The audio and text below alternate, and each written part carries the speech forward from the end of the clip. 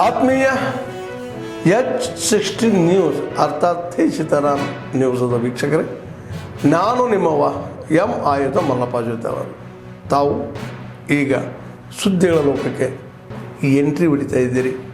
ಈ ಸುದ್ದಿಗಳನ್ನು ಪ್ರತಿಯೊಂದು ನೋಡೋ ಜೊತೆಗೆ ನಿಮ್ಮ ಅಭಿಪ್ರಾಯಗಳನ್ನು ಹಚ್ತಾ ಇರಿ. ಯಾಕಂದರೆ ಈ ಸುದ್ದಿಗಳು ನಿಮಗಾಗಿ, ನಿಮ್ಮ ಬದುಕಿಗಾಗಿ, ನಿಮ್ಮ ವೈಚಾರಿಕೆಗಾಗಿ, ನಿಮ್ಮ ತಿಳುವಳಿಕೆಗಾಗಿಯೂ ನಿಮಗೂ ಗೊತ್ತು. ಜೊತೆಗೆ ನಮಗೂ ನಿಮ್ಮೊಂದಿಗೆ ಇದೊಂದು ಮಾತಾಡುವಂಥ ಜೊತೆಗೆ ಸುದ್ದಿಗಳನ್ನು ಬಿಡುವಂಥ ಕೆಲಸ. ಈ ಕೆಲಸದಲ್ಲಿ ನಾವು ನಿಮ್ಮೊಂದಿಗಿದ್ದೀವಿ ಅಂತ ಹೇಳ್ತಾ ನೋಡ್ತಾ ಇರಿ ಸುದ್ದಿಗಳನ್ನು. ಅನೌನ್ಸ್ ಮಾಡಿಬಿಟ್ಟಿದ್ದಾರೆ ಇದರಲ್ಲಿ ಮ್ಯಾನಿಫೆಸ್ಟೋದಲ್ಲಿ. ಅದನ್ನು ಫುಲ್ಫಿಲ್ ಮಾಡೋಕ್ಕೋಸ್ಕರ ದಲಿತರ ಅಮೌಂಟನ್ನು ತೆಗೆದಿದ್ದಾರೆ. ಇದು ನಮ್ಮ ನೇರ ಆಪಾದನೆ, ಇದರಲ್ಲಿ ಏನು ಪ್ರಶ್ನೆನೇ ಇಲ್ಲ. ಇದು ಕೂಡ ಈ ಜನಾಂಗದ ಒಂದು ಕಲ್ಯಾಣ ಕಾರ್ಯಕ್ರಮಕ್ಕೆ ಒಂದು ಕೊಡಿಲಿ ಪೆಟ್ಟನ್ನು ಹಾಕಿದ್ದಾರೆ. ನಾನು ಹೇಳೋದು, ಇವರು ಈಗ ಇದಕ್ಕೆ ಏನು ಪೈ ಗ್ಯಾರಂಟಿಗೆ ಅವ್ರು ಯೂಸ್ ಮಾಡ್ತಾ ಇರೋದು 33%. ಗ್ಯಾರಂಟಿಗೆ 33% ಯೂಸ್ ಮಾಡ್ತಾವ್ರೆ. ಇನ್ನು 67%, ಇನ್ನು ಉಳಿದಿದ್ದು 67 ದುರ್ಯೋಧನ ಎಲ್ಲ ಸಿಮೆಂಟ್ ಮಂಜು ಎಲ್ಲ. ಇನ್ನು 67%. ಆ 67% ಆದ್ರೂ ಆ ಜನಾಂಗಕ್ಕೆ ಕೊಡ್ತಾ ಇದ್ದಾರಾ? 33% ತೆಗೆದ್ರು, ಇನ್ನು 67% ಇದೆ ಅಂತೇಳಿ ಅದನ್ನ ಏನಾನ ಕೊಡ್ತಾ ಇದ್ದಾರಾ ಅಂತ ನಾನು ನೋಡಿದೆ. ಅದಕ್ಕೂ ಕತ್ರಿ ಹೊಡೆದ್ಬಿಟ್ಟಿದ್ದಾರೆ. ಎಲ್ಲೆಲ್ಲಿ ಸಾಧ್ಯನೋ ಕತ್ರಿ ಹೊಡೆಯಕ್ಕೆ ಅಷ್ಟು ಕತ್ರಿ ಹೊಡೆದ್ಬಿಟ್ಟಿದ್ದಾರೆ. ಪರಿಶಿಷ್ಟ ಜಾತಿಗಳಿಗೆ ತಮ್ಮ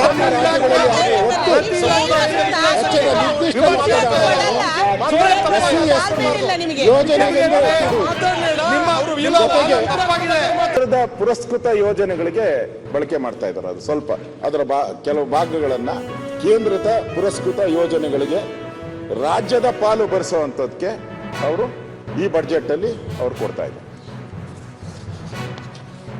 ನನ್ಗೆ ಅರ್ಥ ಆಗದೆ ಇರೋವಂಥದ್ದು, ಇವರು ಕೊಟ್ಟಿರುವಂಥದ್ದು PWDಗೆ ಕೊಟ್ಟಿದ್ದಾರೆ. ಆಮೇಲೆ ಪ್ರವಾಸೋದ್ಯಮಕ್ಕೆ ಕೊಟ್ಟಿದ್ದಾರೆ. ನಮ್ಮ ಮಂತ್ರಿ ಇದ್ದಾರೆ. ಈಗ ನಾವು ಹುಡುಕ್ಬೇಕು, ನಂದಿ ಬೆಟ್ಟಕ್ಕೆ ಯಾರು ಬರ್ತಾರೆ, SC ಎಷ್ಟು ಜನ ಬಂದ, ST ಎಷ್ಟು ಜನ ಬಂದ. ನಾವು ನಮ್ಮ ಜಿಲ್ಲೆ ಭ್ರಷ್ಟಾಚಾರ, ಅಧಿಕಾರಿಗಳು ಆತ್ಮಹತ್ಯೆ, ಗ್ಯಾರಂಟಿದ ಮೋಸ, ಇದೆಲ್ಲ ಇದ್ರೂ ಸಿದ್ದರಾಮಯ್ಯ ಅವ್ರಿಗೇನು ಏನು ಫರಕ್ ಬೀಳ್ತಲ್ಲ. ಆಗ ಈಗಂತ ಒಂದು ಹೆಜ್ಜೆ ಮುಂದೆ ಹೋಗಿದ್ದಾರೆ. ಯಾವುದೂ ಸರ್ಕಾರ ಎಲ್ಲ ಜಾತಿ ಸಮಾಜ ಎಲ್ಲರಿಗೂ ಜೊತೆಗೆ ತಗೊಂಡ ಎಲ್ಲರಿಗೂ ವಿಶ್ವಾಸ ಕೊಡುವಂತ, ಎಲ್ಲರಿಗೂ ಒಳ್ಳೆ ಮಾಡುವಂತ ಸರ್ಕಾರ ಅಂದ್ರೆ ಅದು ನಿಜವಾಗ ಸರ್ಕಾರ ಯೋಜನೆ ಮಾಡುವಂತ, ಶಾಸಕ ವ್ಯವಸ್ಥೆ ನಡೆಸುವಂತ ಒಳ್ಳೆ ಸರ್ಕಾರ ಅಂತ.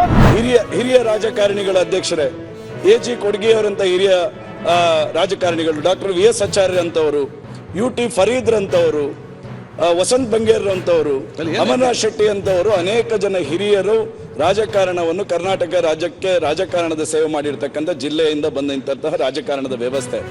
ಪ್ರಾಯಶಃ ಒಂದು ಸಹಕಾರಿ ವ್ಯವಸ್ಥೆಯಲ್ಲಿ ಕ್ಯಾಂಪ್ಕೋದಂತ ಸಂಸ್ಥೆಯನ್ನು ಅಂತಾರಾಷ್ಟ್ರೀಯ ಮಟ್ಟದಲ್ಲಿ ಗುರುತಿಸುವ ರೀತಿಯಲ್ಲಿ ವಾರಣಾಸಿ ಸುಬ್ರಾಯ ಭಟ್ರಂತ ಹಿರಿಯರು ಸ್ಥಾಪನೆ ಮಾಡಿರ್ತಕ್ಕಂಥ ಜಿಲ್ಲೆ ನಮ್ಮ ಜಿಲ್ಲೆ. ಯಾವುದಂತ ಹೇಳಿದ್ರೆ ಎಷ್ಟು ಬ್ರಿಡ್ಜ್ ಕಟ್ಟಿದ್ದೇವೆ, ಎಷ್ಟು ರೋಡ್ ಕಟ್ಟಿದ್ದೇವೆ, ತೋಡುಗ ನೀರು, ಇದು ಅಲ್ಲ ನನ್ನ ಲೆಕ್ಕದಲ್ಲಿ. ಒಂದು ಕ್ಷೇತ್ರದ ಇಡೀ ಸಂಪೂರ್ಣವಾದ ಅಭಿವೃದ್ಧಿ ಯಾವಾಗ ಕಾಂತ ಅಂತ ಹೇಳಿದರೆ, ಒಂದು ಕ್ಷೇತ್ರದ ಅದು ಮುಖ್ಯ ರಸ್ತೆ ಮತ್ತು ಪೇಟೆಯಲ್ಲಿ ಒಂದು ಮುಸ್ಲಿಂ ಮಕ್ಕಳು, ಹಿಂದೂ ಸೋದರ ಮಕ್ಕಳು, ಕ್ರಿಶ್ಚಿಯನ್ ಸೋದರ ಮಕ್ಕಳು, ದಲಿತರ ಮಕ್ಕಳು, ಬಡವರ ಮಕ್ಕಳು, ಶ್ರೀಮಂತರ ಮಕ್ಕಳು, ಎಲ್ಲ ಮಕ್ಕಳು ಕೈ ಹಿಡಿದುಕೊಂಡು ಸಂತೋಷದಿಂದ ನಮ್ಮ ಸರ್ಕಾರ ಬಂದ ಮೇಲೆ ನಿಮಗೆ ಈ ಒಂದು NPS ಅನ್ನ ರದ್ದು ಮಾಡಿ OPS ಜಾರಿಗೆ ಮಾಡ್ತೀವಿ ಅಂತಂದ್ರು. ಆದರೆ ಸುಮಾರು 1.5 ವರ್ಷ ಆಗ್ತಾ ಇದೆ. ಇದುವರೆಗೂ ಇನ್ನು ಯಾವುದೇ ರೀತಿಯಾದಂಥ ಸಮಿತಿ ರಚನೆ ಮಾಡಿದರೆ ಸಮಿತಿಯಿಂದ ನಮಗೆ ಯಾವುದೇ ರೀತಿ ಆಶಾದಾಯಕವಾದಂಥ ಉತ್ತರಗಳು ಸಿಗ್ತಾ ಇಲ್ಲ ಸನ್ಮಾನ್ಯ ಸಭಾಪತಿಗಳೇ. ಹಾಗಾಗಿ ಹಲವಾರು ಸಭೆಗಳನ್ನು ಮಾಡ್ತಾ ಇದ್ದಾರೆ, ಪ್ರತಿಭಟನೆಗಳು ಮಾಡ್ತಾ ಇದ್ದಾರೆ. ಸುಮಾರು ಮೊನ್ನೆ ಫ್ರೀಡಮ್ ಪಾರ್ಕಲ್ಲಿ 1 ಲಕ್ಷ ಜನ ಸೇರಿ ಇದಕ್ಕೆ ಮತ್ತೆ ಮನವಿಯನ್ನು ಸಲ್ಲಿಸಿದ್ರು. ಮನವಿಯನ್ನು ಸಲ್ಲಿಸಿದ ಮೇಲೆ ಮುಖ್ಯಮಂತ್ರಿಗಳು ಸಭೆಯನ್ನು ಕರೆದ್ರು. ಸಭೆಯಲ್ಲಿ ಉತ್ತರ ಹೇಳಿ ಆಮೇಲೆ ಕೇಳಿ. ಆದ ನಂತರ 1/3/2023 ಸಹಿತ ಸಭೆಗಳಾಗಿದ್ವು. 16/8/2024 ನಮ್ಮ ಸರ್ಕಾರ ಬಂದ ನಂತರ ಅಪರ ಮುಖ್ಯ ಕಾರ್ಯದರ್ಶಿಗಳಿಂದ ಅಧ್ಯಕ್ಷತೆಯಲ್ಲಿ ನಡೀತಾ ಇದೆ. ಈಗಾಗಲೇ 2 ಸಭೆಗಳು ನಡೆಸಿದ್ದಾರೆ. ಇದರ ಜೊತೆಯಲ್ಲಿ ಈಗ ಗೌರ್ಮೆಂಟ್ ಆಫ್ ಇಂಡಿಯಾದಿಂದ ಯೂನಿಫೈಡ್ ಪೆನ್ಷನ್ ಸ್ಕೀಮ್ ತರುವಂಥ ಅವ್ರನ್ನೂ ಒಂದು ಸಮಿತಿ ಮಾಡಿದ್ದಾರೆ.